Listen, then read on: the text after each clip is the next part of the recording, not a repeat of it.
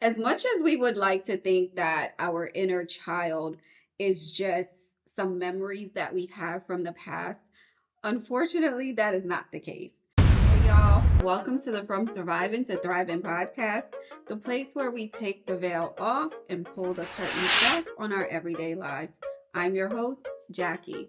In today's episode, we will explore the part of us that has the most impact on our daily lives. We will be looking at our inner child. We'll discuss the impact that healing your inner child can have on your emotional well being as well as your self awareness. We will also take a look at how acknowledging past experiences and nurturing that inner child can unlock new levels of self compassion, resilience, and joy. As someone that struggled for years with the impacts of my inner child, this journey has been life-changing for me. So let's take a look back in the past and visit our younger selves.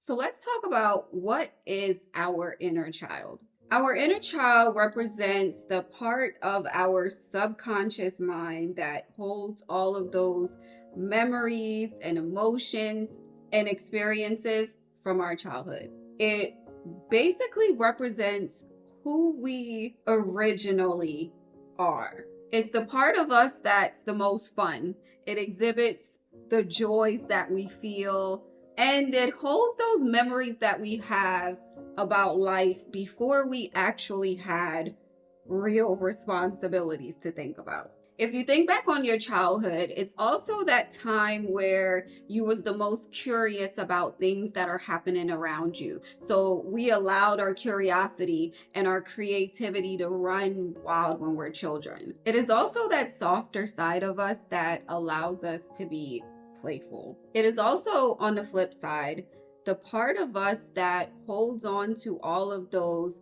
unprocessed emotions, those traumas that we have not healed from, and all of those needs that we had as children that we've never been able to fulfill. Those memories and those feelings and those emotions also stay in that inner child that we have. As much as we would like to think that our inner child is just some memories that we have from the past, unfortunately, that is not the case.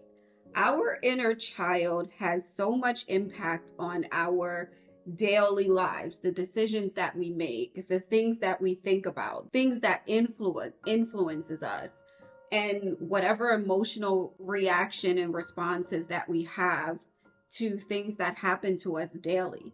Being able to connect our inner child to our current life is definitely a big part of our healing journey. We need to be able to connect the dots, figure out how the things from our past when we were children currently impact the way that we operate, the way that we make decisions as adults, or the way that we respond to our family members and our spouses and our coworkers. Being able to understand how our inner child impacts those decisions is one of the biggest parts of being able to heal and respond differently to things. So let's take a look at how our unresolved experiences and unmet needs affect us in our current lives. At one of my therapy sessions, my therapist gave me a homework assignment. The assignment was to answer two questions. The first question was, what did I not get or develop as a child? And two, what is my inner child angry about? I took those questions and I sat with them for days before I responded. She wanted us to discuss it at my next therapy session, which gave me a few days to really ponder over it, get my thoughts together, really analyze how I was feeling and what I was thinking about, and get back to her with some substantive answers. As we discuss some of these unmet needs from our childhood, I'll share how that specific unmet need affected me and presented itself in my life over the years. So let's go ahead and explore some of these unmet needs, how they shape our adult reactions, behaviors, and emotional responses. For most of us who struggle with unmet childhood needs, one of the biggest ones that is of concern, especially for me, is love and affection. Unconditional love and affection helps children to develop a sense of worth and belonging. And when those needs are not met, that's where the low self-esteem comes in, feeling of unworthiness, or a constant need for external validation. Not surprising for me, that's the first thing that I wrote down on my list. My response was the love from both of my parents. I know I discussed this in the last episode about dismantling the strong and have it all together persona. I dived a little bit deeper into some of my childhood issues and how I felt the lack of love from my parents affected me. So if you have not seen that already, please go ahead and check that episode out. But this may be one of the hardest and most common needs that goes unmet. I also believe that it's one of the most damaging to who we become as a person later on in life if it's not healed. It creates those feelings of low self-esteem, low self-worth, unhealthy attachment styles like avoidance and anxious, the fear of being vulnerable, constantly needing validation from others, overcompensating, a sense of sadness a lot, anxiety, and definitely difficulty when it comes to showing love to ourselves and caring for ourselves. The next need that tends to go unmet is safety and security. Safety and security goes beyond the whole physical aspect of protecting your child. It also includes the emotional side of things, making sure that you're providing a predictable environment for your child, and just having stability altogether. The absence of these can impact the way that a child views the world as a whole and also how they fit into this world. Have you ever felt unsafe in an environment where you feel you should be safe? And when I say unsafe, I'm speaking of you are having some sort of fear about what someone could possibly do to you. And for some people, that fear could be from violence. For others, it could be from sexual or emotional abuse. Either way, that fear of not knowing what to expect from someone in our environment is one that no one should have to experience, let alone a child. Children are typically not equipped to walk around with the weight of feeling unsafe in their environment. We don't have any control over where we live for the most part, or who we are forced to be around. And we carry that fear of safety and security throughout our lives. They manifest in our lack of trust for others, chronic anxiety, just overall fear, hypervigilance, and then of course our need to control the things and the people around us. It also affects those unhealthy attachment styles that we have to others. And it even shows up in our need to avoid and suppress our emotions. And of course, our tendency to self-sabotage. Living in an environment where you do not feel safe and comfortable as a child can lead to you finding it difficult to trust others. I never really thought too deeply into the reason why I have a trust tattoo on my wrist. You can't see it. I never thought too deeply about why I felt the need to get that tattooed on me until now.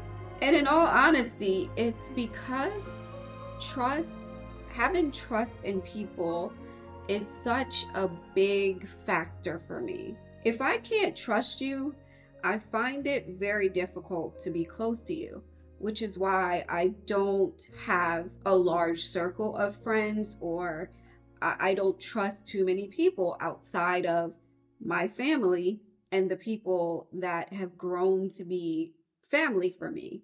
If I can't trust a person, I tend to start to avoid that person, and I become very detached from that person, and then I start to put those walls up. This comes back to my tween years, where the person that should be my protector and my caregiver was my offender. And then the person who was supposed to be my supporter and my biggest protector was the one that turned a blind eye to my reality and did not provide the protection and the support that I needed.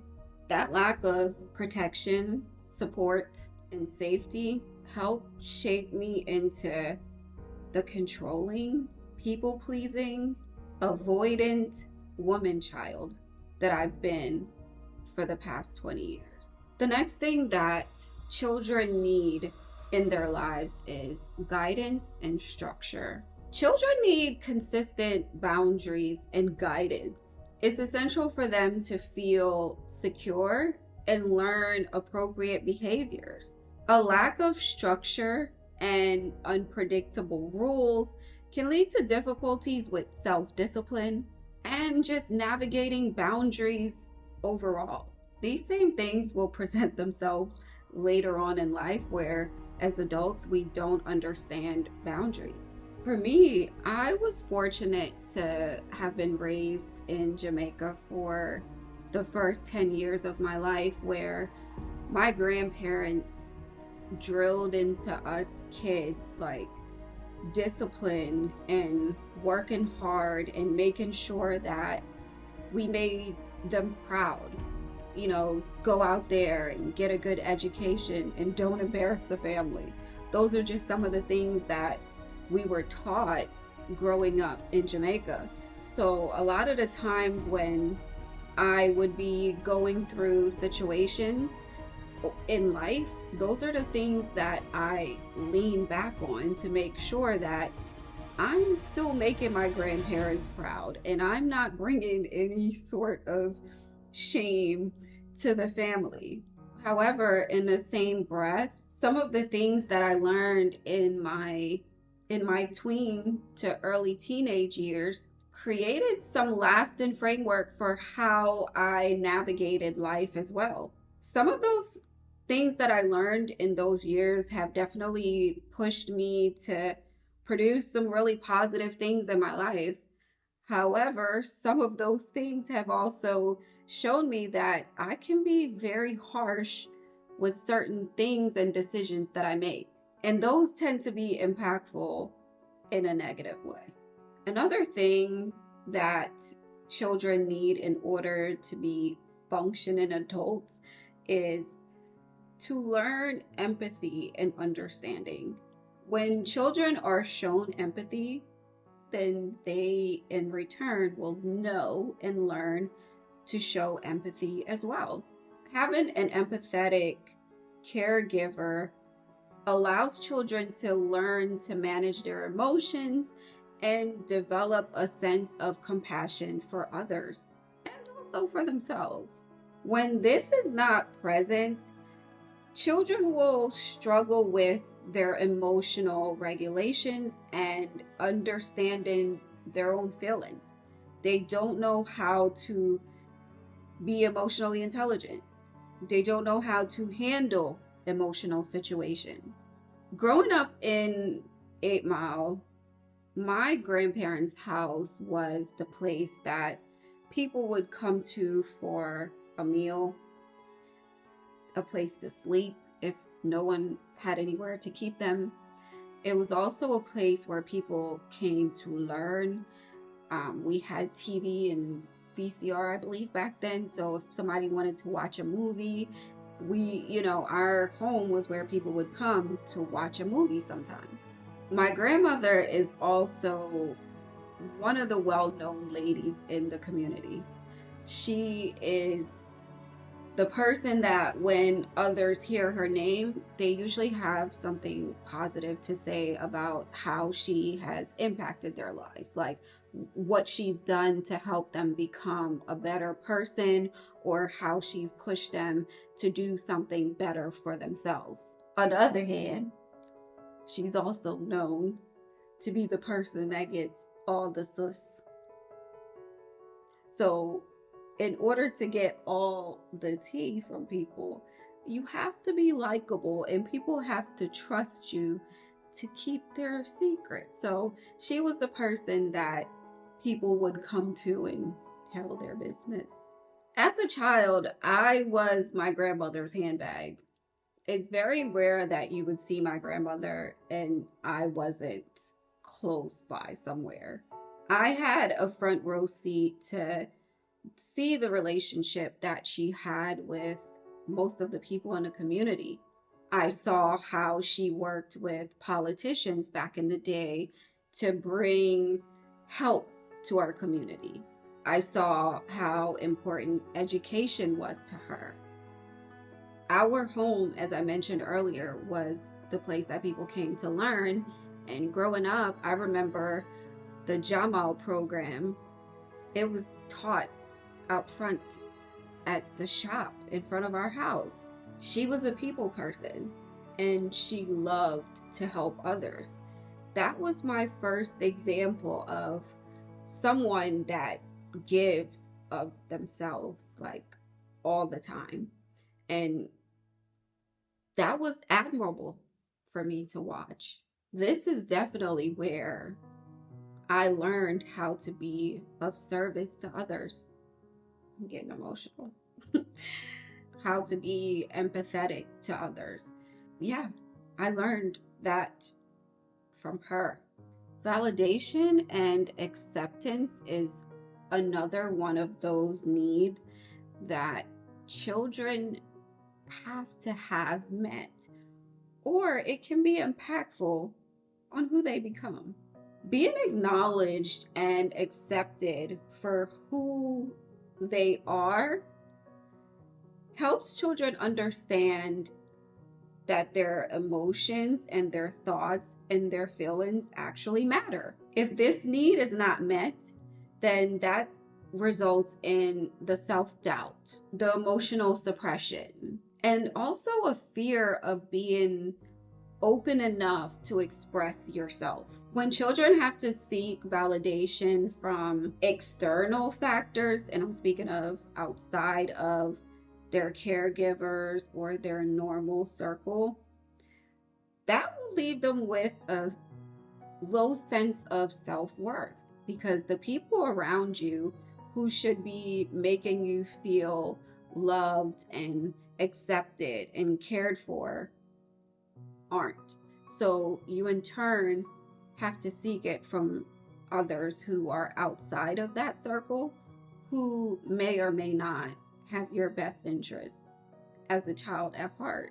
This need, if it's left unmet, this will lead to the people pleasing person, or the person who's always needing the approval of others in order to feel like they're valuable or they're accepted. This also opens the door for people to easily manipulate you, because all it takes is making you feel like you're good enough for that circle.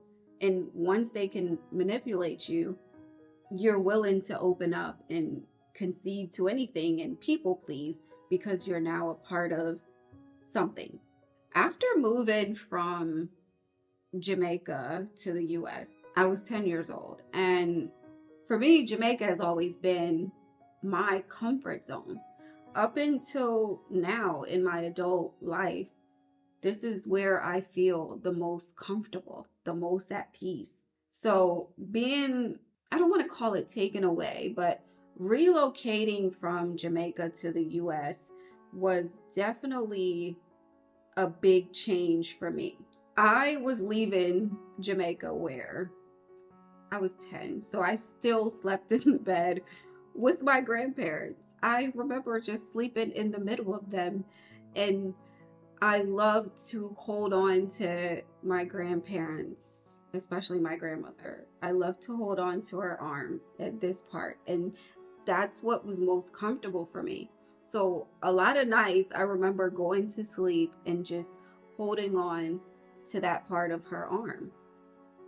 So to leave that and relocate to the US, where the most familiar thing to me in my new household and my new space was my older brother. And that's just because we grew up together and I knew him all my life.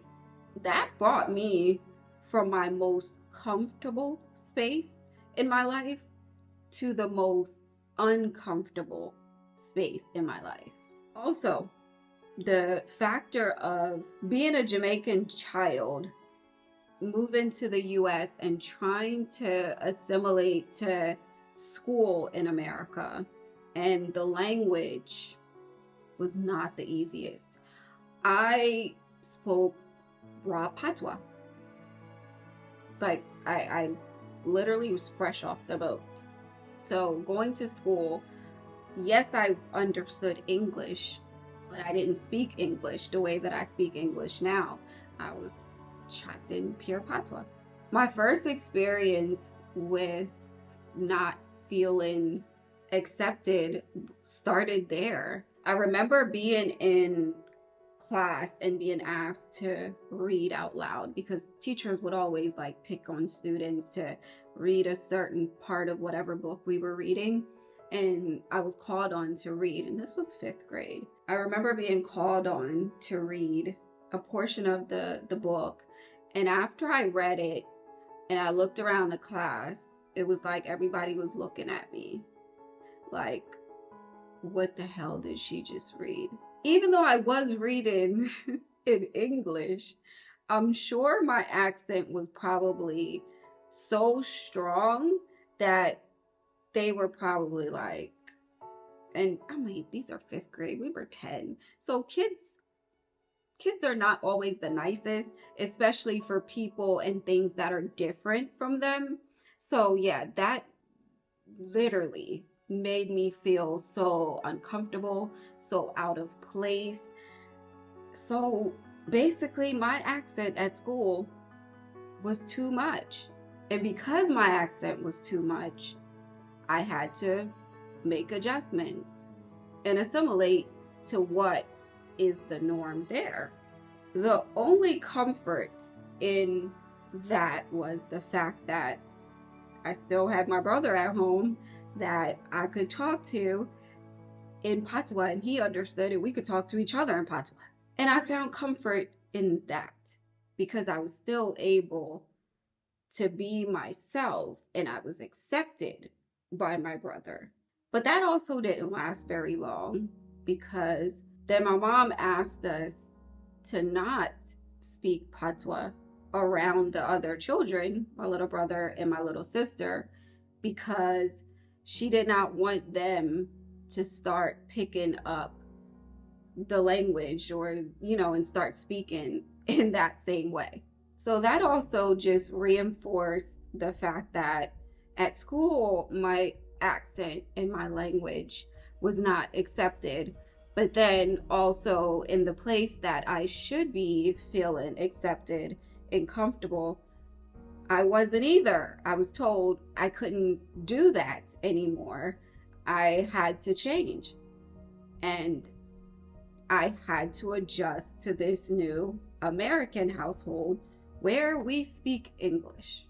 Again, I was being asked to stifle a part of who I was as a person, what I had known to be me for all of those years, which is a part of my culture. It's my language. We weren't allowed to speak it anymore. I think all of that added to the fact that it took me a really long time to adjust to living in America. I did not like the cold. I did not like the food, the lack of inclusivity, the lack of community. It just didn't feel like the safe space that I came from. I came from a place where everyone in the community spoke to each other. Everyone in the community knew each other. Most of them were my family and friends. I went to school with these people, and I've known them all my life. So coming to a new place where that community lifestyle and the way things are done is so different. Living in a neighborhood that was predominantly white, we were the second Black family that lived on that street at the time. It definitely felt like we were out of place at times. I can think back to a time where it was okay to have a Triple K parade down the main street in front of my neighborhood. They had all the children go to the park that day, but that didn't change the fact that we knew exactly what was happening. And coming from a country where that's not normal for us definitely made me feel out of place and not accepted in a sense. I had an experience at school where a student called me a Black N-word. I wasn't used to that growing up in Jamaica. That was something new for me to adjust to. And as a child, that does leave an impression on you. Over time, it definitely became easier to adjust to the American way of life, but it never left me that that's not where I belonged, or that's not where I'm the most happy or comfortable. My most comfortable and happy place from my childhood that stuck with me my entire life has always been Jamaica. And I think that's probably the main reason why I have never been sold on not returning back to Jamaica. That's probably the main reason why it's always been my goal in life to return back home to live. Attention and presence is the next thing we're going to explore when it comes to the unmet needs of children.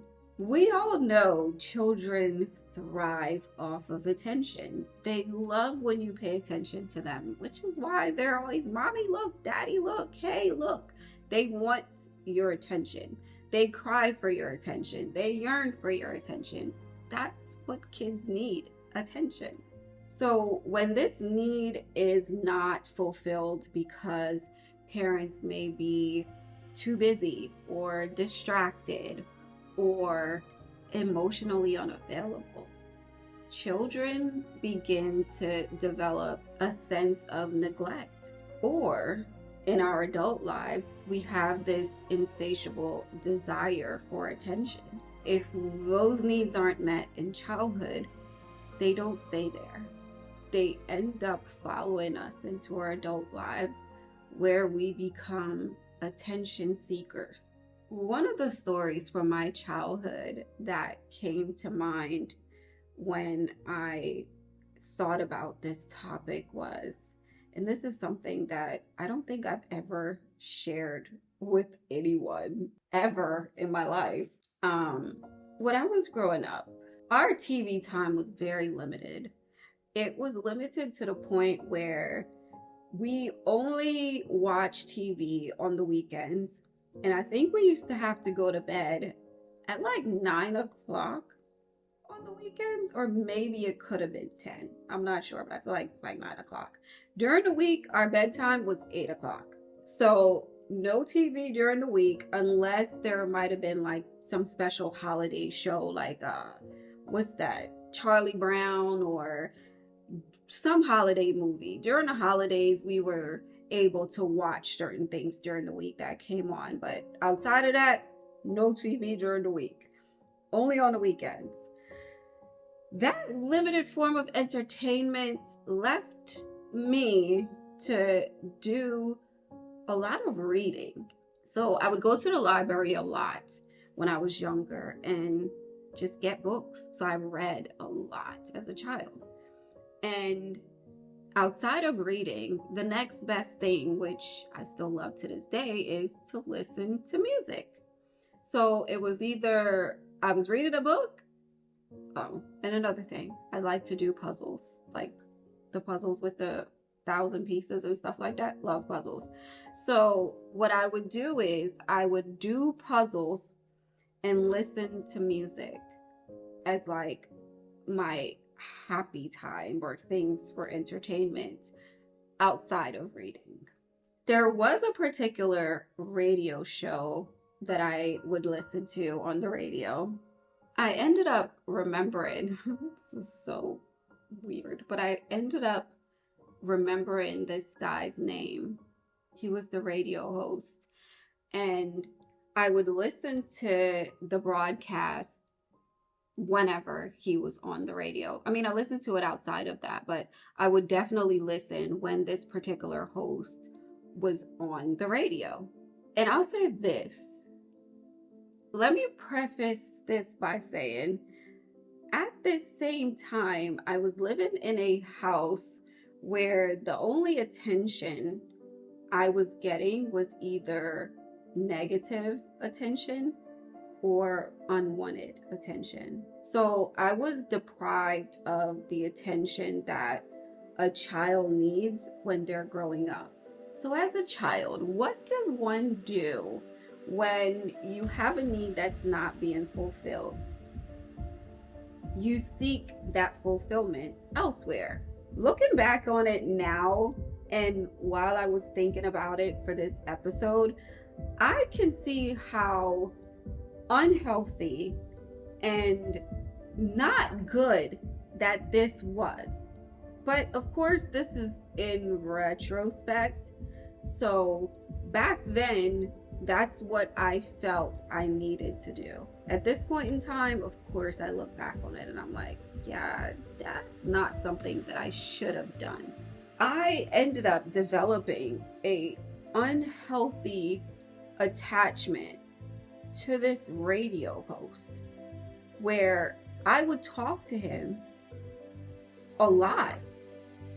And although nothing inappropriate ever happened, nothing inappropriate was really discussed, as far as I can remember, it was still a part of me that was seeking attention from someone who was a total stranger to me.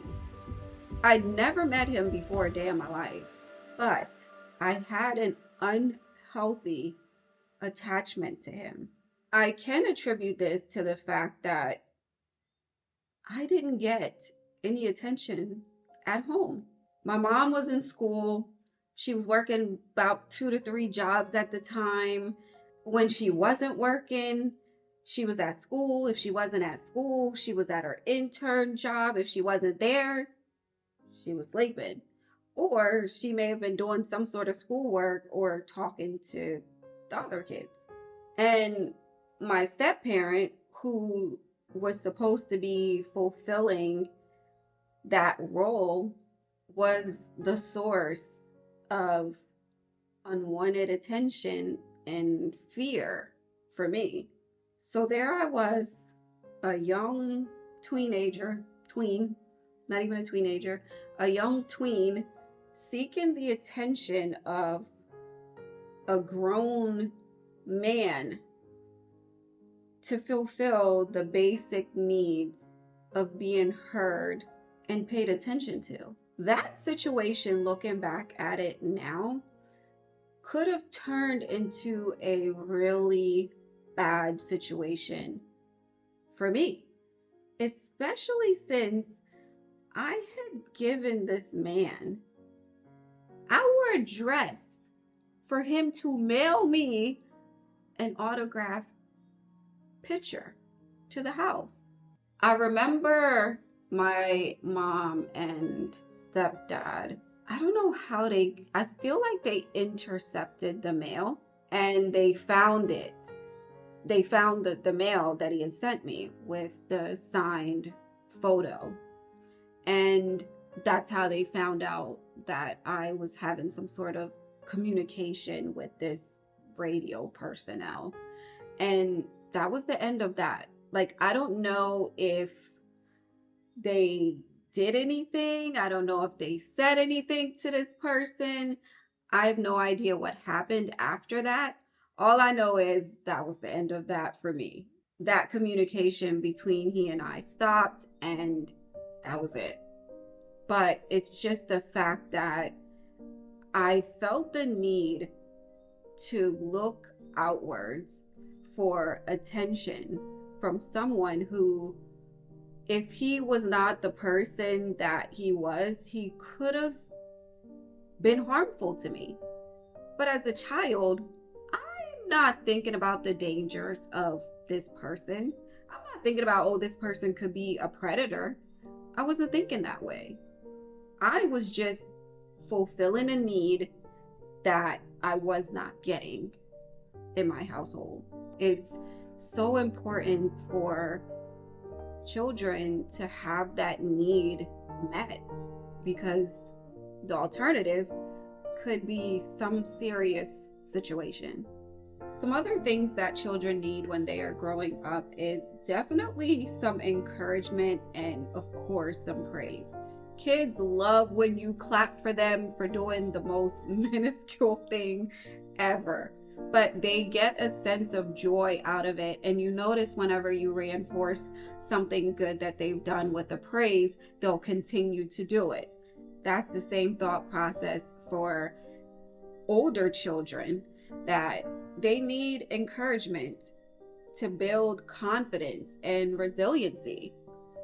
A lack of positive reinforcement contributes to that fear of failure, or your inability to trust your own abilities and believe in the things that you can do. So if you're not getting that encouragement or that praise that kids love, that could give you a sense that you're not doing the things that you should be doing, and then you lack that ability to go out there and try things because of, your own self-criticism. You don't feel like you're able to do anything, or anything's possible for you to accomplish. For me, as long as I can remember, I have always had like a competitiveness about me when it comes to certain things. Growing up in Jamaica, when you're in grade school, and I don't know if this is still the case, but when I was growing up, we had like you would place in your class. So you would come in like first or second or third and so on and so forth. And I pride myself in being first in the class. If I wasn't first, that means I'm last, practically. It was like I couldn't come in second and feel comfortable with that. I always had to be first in class. And I remember one year, I think I got second, and I was so out of it. Like, no, I was not willing to accept the fact that I wasn't first. Because to me, being tied to anything but first was like a sense of failure. And it's not like anyone around me was putting that pressure on me. It was more so me putting that pressure on myself. I think for me, it was, if I worked hard enough, or if I was smart enough, or I was smarter than most people when I came first in my class, that, they would tell my parents, and they would, be proud of me or want me because I'm smart and I'm doing great in school. But that wasn't really the case. I definitely got the praise and the recognition that I deserved from my grandparents and other family members that was around me at the time. But unfortunately, in my childlike brain, that was good, but the praise that I was looking for was supposed to be coming from my parents. So even though the recognition and the praise is good, if it's not coming from the place that you are seeking it from, it does not seem to be fulfilling, or it does not fulfill whatever it is that that child is looking for. In that case, it's not fulfilling what I was looking for as a child. I was not getting that praise from my parents, which was what I needed to fulfill that unmet need. The final thing that we're going to look at is play and creativity. Play is so important for children. That is how you express yourself. That is how you explore the world, and you have that imaginary friend or those imaginary kids, and that's how you problem solve as a child. Without that sense of playfulness and creativity, children end up growing up with a sense of rigidity and a lack of playfulness and joy. And also, that does end up sometimes, not all the time, it does tend to suppress that creative side that children typically have. So, all those things that you imagine as a child, you lose that sense of imagination and creativity if you don't have that room to be playful. It's interesting because for me, even though when I was growing up in Jamaica, I definitely had the opportunity to have a playful side, there's also a difference between children that are raised here. And I'm going to speak about myself and, my immediate circle or my family members. I'm not going to speak for everyone because this isn't a research topic that I've explored, but this is just something that I've noticed, and I'm speaking about me. My sister and I had a conversation a few weeks back where we touched on the topic of how children that are raised in Jamaica versus children that, and I'll say children that are raised in Jamaica and or in a Jamaican household. This could also relate to other Caribbean islands, or other places, but I'm speaking specifically to Jamaica right now. Kids that are raised in Jamaica or Jamaican households tend to be so much more serious than children that are not. From my experience, and I grew up in a household with 2 American children and 2 Jamaican children. My younger siblings are American. My older brother and I were born and raised in Jamaica. And this was in the late 80s, early 90s. I can say for certain, life of a Jamaican child is 100% more serious than a child in, say, America. Sometimes you're tasked with things as a child growing up in Jamaica that some adults in America don't even know how to do. And I'm speaking about back in those days, I remember being taught to be responsible at a very young age. You're also taught to be self-sufficient and resourceful. You're taught that education is a must and you must do well, mainly because your parents or your caregiver is paying for you to get this education. Most children are taking taxis or walk into school by the age of 10 or 12, or even younger in some cases. They're tasked with navigating small towns and cities, going to school and getting themselves back home every day safely. While on the other hand, our counterparts are a bit more privileged when it comes to their upbringing. In America, kids are picked up by a bus to go to school, or you're taken to school by a parent.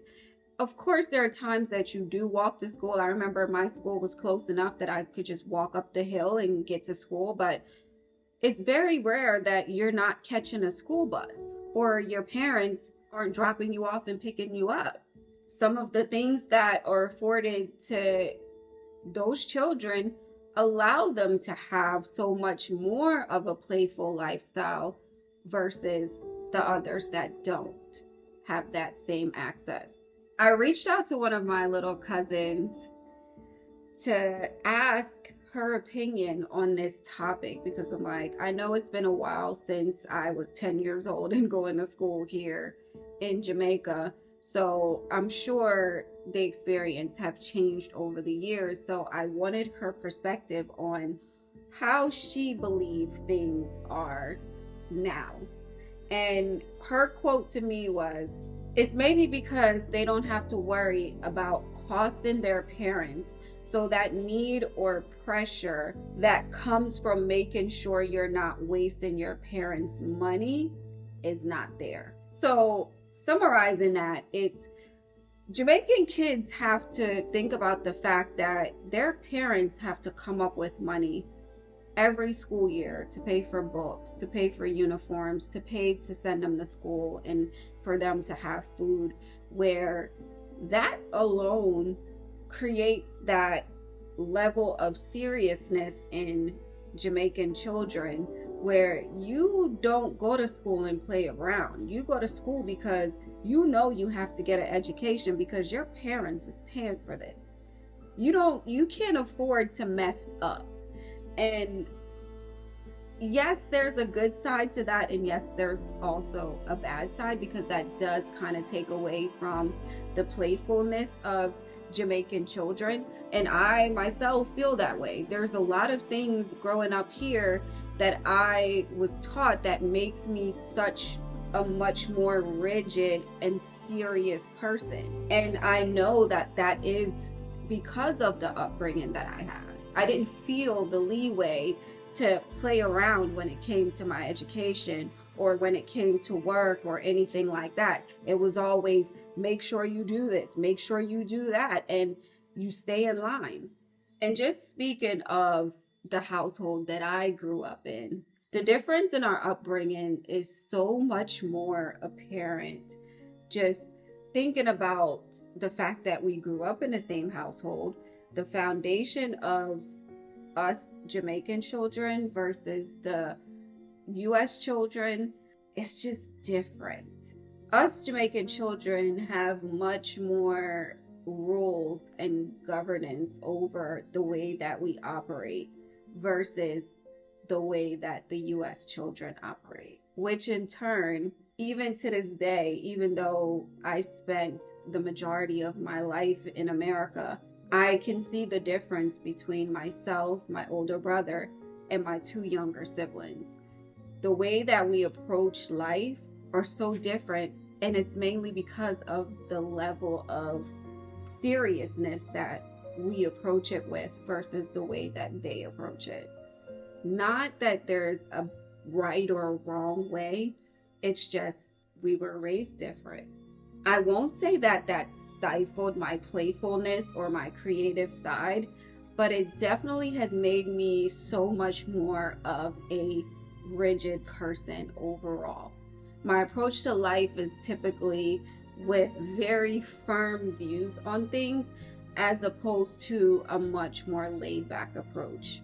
If there's anything that I wish for the children that are growing up now is that they're able to live without a lot of the pressures that we felt growing up. They should be able to live in a world where they can express themselves freely and respectfully, of course. They can be creative without feeling like they have a point to prove.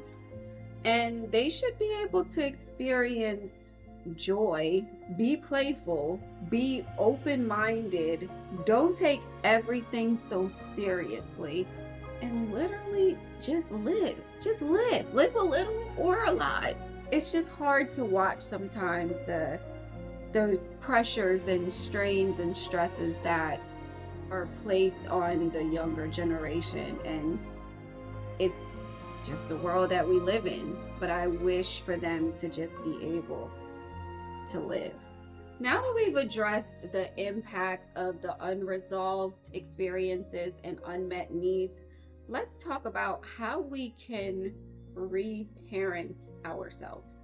When I say reparent ourselves, I'm speaking about being able to nurture that inner child and support that part of yourself in a way that addresses those needs that were unmet. So, how do we go about reparenting ourselves? Well, here are some ways to do that. The first thing we need to do is acknowledge your inner child. Recognizing when your inner child is present is especially important for your emotional reactions and can be one of the most powerful steps to self awareness and healing. Your inner child typically shows up in situations where you may be feeling vulnerable, you may be feeling some sort of pain, anxiety, stress, or even joy. When those emotions are heightened to the point where it feels like they're overboard, that could be a good sign of when your inner child is present. It can show up in the way that we talk to ourselves internally. Like, I know I sometimes have that voice inside that, makes you feel, or not even makes, it talks to you as if you are a child. Like, you feel that insecurity and you feel so small. That's your inner child talking to you, or you talking to that inner child. You may also feel that sudden need of, you want your mom, or you want someone to comfort you, or you just need some sort of soothing. That's typically when your inner child is showing up. And of course, sometimes when you feel those butterflies in your stomach, that could be your inner child showing up. And the worst one is when you get that lump in your throat. That is when you know you've struck a chord that's so deep that, I know for me, I've experienced this in some of my therapy sessions where I'm in such an emotional state of trying to express myself that I get that lump in my throat where I can't even speak to my therapist. And that's literally my inner child trying to express how I'm feeling. Like, I'm in touch with my inner child and I'm trying to express how I'm feeling at that moment, but it's just too much to even say. I can't even talk.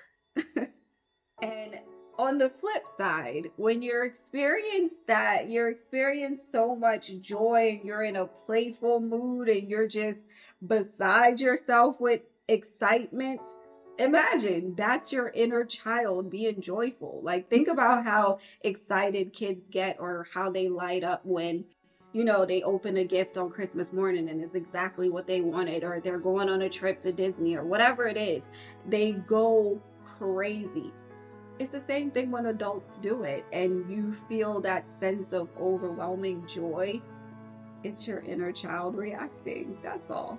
So recognizing that point when your inner child is present is so important to your personal growth and your healing. Another way to reparent your inner child is to practice self-compassion. We have to be kind to our inner child. We have to talk to our inner child the same way we would talk to a regular child. When we're speaking to children, we tend to get to their level and we speak softer, we're gentler. It's the same thing we have to do to our inner child. We also have to forgive our inner child. We have to let go of whatever past mistakes we may have made. Remind your inner child that we all make mistakes. As long as we learned from that mistake, we can move on from it. So forgive your inner child for whatever mistakes you may have made. Another thing that we can do is to reflect on our childhood experiences. We can do this by journaling, writing about your childhood experiences, both positive and negative, is one way of getting those feelings out and just being able to reflect on what happened in the past. It also will give you the opportunity to think about the things that you needed as a child that you didn't necessarily get. For example, the love and safety and validation and all those things that we mentioned earlier. Reflecting on that and identifying those things is one way to reflect on it. Another way to reparent your inner child is to create a safe space for yourself. This safe space can be a physical place in your house that you've created and dedicated just for you. This is a space where you can go and curl up with a book in a corner, or you can paint, or you can journal there, you can read your Bible there, whatever it is that relaxes you and calms you down, and you know it will help your inner child, that will be a calm and safe space for you. Another thing that you can do is be sure to surround yourself with people that respect you and your feelings, and also respect your boundaries. That will allow you to feel safe around those people because they are also helping to create a safe space for you. The next thing we can do is to set healthy boundaries. I know I've mentioned this in several other episodes, but learn to say no. Learning to say no will give you the ability to prioritize yourself and your own needs. By saying no, that will allow you to create time for yourself so that you can take care of your own self-care. You can also take time out to do things that you enjoy. Another way to reparent your inner child is to get in touch with that playful side of yourself. Do things that makes you happy, that brings out your childlike happiness. So if that includes playing games or painting or drawing or running, whatever it is, get involved in some of those activities again. Simply put, just go play. Get out there and play without thinking about anything. Just enjoy the moment of playfulness. You don't have to be perfect in whatever it is that you're trying or whatever it is that you're doing. Just know you've allowed yourself the room to be playful. Make sure you are validating your feelings. You want to make sure that you are nurturing that emotional side of your inner child. That means validating your feelings. Acknowledge your emotions without judging. Allow yourself to feel whatever emotion it is, whether it is anger, happiness, sadness, or joy. And if you find it difficult to deal with your emotions by yourself, feel free to find someone that you trust and you feel comfortable with and share your feelings with them, whether that is a friend, a therapist, a spiritual leader, whoever it is. Be okay talking through those emotions. It's also good to have a positive inner dialogue with yourself. That's where those affirmations come in, where you tell yourself those positive speak. So you're speaking positivity into your own life. Like, I am this, I am that. So anything that you feel about yourself that you want to talk to your inner child about, like, I am smart, I am beautiful, I am loved, I am a hard worker, I am this, I am that, whatever it is, speak that positive affirmation to your inner self. Feel free to imagine what someone that is close to you and supportive of you would say when they're speaking positive things into your life. If you have someone that is a supporter of you, think about what they would say and use that as your guide. If you've had any sort of deep rooted traumas or there's some things that you feel like you aren't able to tap into yourself, you can always reach out to someone that specifically works with dealing with that inner child issues and working through those traumas from childhood. Because not every therapist is good at exploring those things. So if that's something that you are struggling with, find a specialist that works directly with those topics that can help you. It's also good to create an atmosphere or join a group or a community that are made up of people that can support you through this process, or even others that may have gone through similar things, and you can share and learn from each other. And most of all, in all of this, is be patient with this process. This is not something that gets fixed or healed overnight. It takes time, but the good thing is you work at your own pace. You do not have to be on anyone's time clock when it comes to healing and working with your inner child. It's you and it's on your time. In the midst of all of that, do take the time to celebrate your small successes, because this is a process that takes work, it takes energy, it takes effort, and it almost feels like you're re traumatizing yourself sometimes when you're doing that inner child work. Take the time to acknowledge that you are taking those steps that you need to take to get to your healing. So celebrate that. When you feel like you've conquered one task or one issue where you feel comfortable with it, celebrate that. Yes, there's more to come, but at least you got past one. That will boost you to continue on those days when you don't feel that great about it. By taking all of these steps, you are creating that nurturing environment that your inner child needs and deserves. It will also help you heal those old wounds that just won't go away. And of course, it's going to help you to foster a healthier, more joyful, more self aware adult self.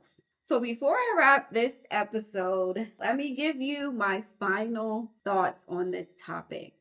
Embracing our inner child is basically the journey of reconnecting with the most vulnerable, joyful, and unfiltered parts of ourselves. It's about recognizing the emotions and the desires and those unmet needs from our childhood that still influences our adult lives. It shapes our reactions and our relationships and how we view ourselves and our self-worth. By learning to listen to our inner child, we are creating a space for healing and growth and self-compassion. As we discussed today, acknowledging the presence of our inner child will help us understand why certain things that happens triggers us and brings out our inner child. And it also helps us understand where some of those sense of fear comes from. Embracing your inner child doesn't necessarily mean that you are living in the past. It means we're working on empowering our present situation and creating a much healthier future for ourselves. We're providing our future self with the love and the validation and the security and the compassion that we did not get as a child. When we work on our inner child, that will create more authentic relationships with people. It will also give us a deeper sense of self acceptance and help us create a life that is filled with a lot more joy, happiness, and even playfulness. Don't forget that the journey to healing your inner child is your journey. That means you are on it for however long, you need to be on it. There is no timeline. You get to determine what that journey looks like. Your journey will look a lot different from mine, and mine will look a lot different from the next person. The only thing I can say is to make sure that you are approaching it with a lot of patience, an open mind, an open heart, and compassion for yourself. I want to leave you guys with some questions to think on and to reflect on. When I started this episode, I mentioned the questions that my therapist gave to me as homework. I would like for you guys, if you feel you have any inner child issues that you may not have resolved, to reflect on these questions. What is it that you needed as a child that you did not receive? What childhood experiences affects you to this day? How do you feel when you encounter your emotional triggers? So you don't have to answer them right away. It's always good to take some time to reflect on those questions and really dive deep into your childhood and just think back. It's so crazy because I think a lot of the times when I go back to reflect before I answer my questions or my homework, I tend to remember things that I've not thought about in a very long time. And sometimes these things, unknowingly to me, still do affect the way that I am as a person. So no rush to answer these questions. They're just there for you to think about. And hopefully it can help you understand why some things bother you or why you respond to situations the way that you do. So take the time that you need to reflect before you answer those questions. Thank you for joining me on this episode of Embracing Your Inner Child. I hope that you are able to walk away with the understanding of that part of you that affects so much of your current life. I hope that you're able to take steps forward and embrace the parts of you that are waiting to be seen and loved. Tune into next week's episode where we will be shattering the silence, the journey to healing from abuse. If you enjoyed this episode, don't forget to like, leave a comment, share with someone that you know could benefit from this, and of course, please subscribe so you don't miss the next episode. Thank you so much for joining me, and I will see you in the next episode.